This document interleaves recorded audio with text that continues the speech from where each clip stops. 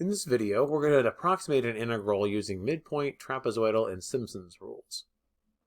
So we're given the integral from 0 to 1 of sine of x cubed dx. We're being asked to use 10 sum of intervals to approximate this integral with each of those three rules. So the first thing we'll do with this one is calculator delta x.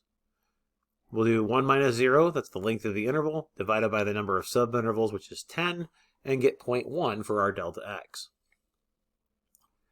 For trapezoidal rule, we use delta x over 2 as our multiplier out in front.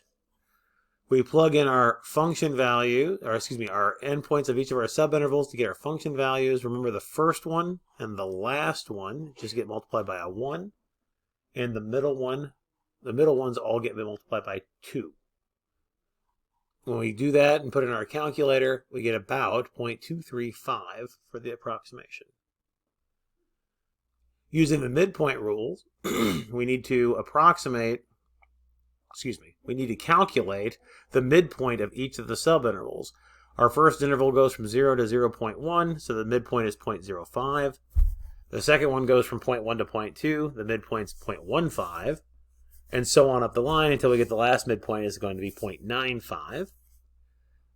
For midpoint rule, the multiplier out in front is 0.1. We'll plug in each of those midpoints into the function to get our function values, put that into our calculator, and get approximately 0.233 for the integral.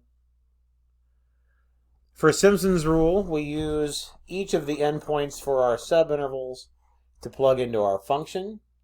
The first and the last one are simply the function values at those points.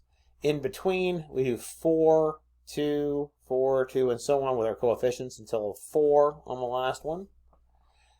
Our multiplier out in front is delta x over 3 in this case. So again, if we put all that into our calculator, we get approximately 0.234 for the value of the integral.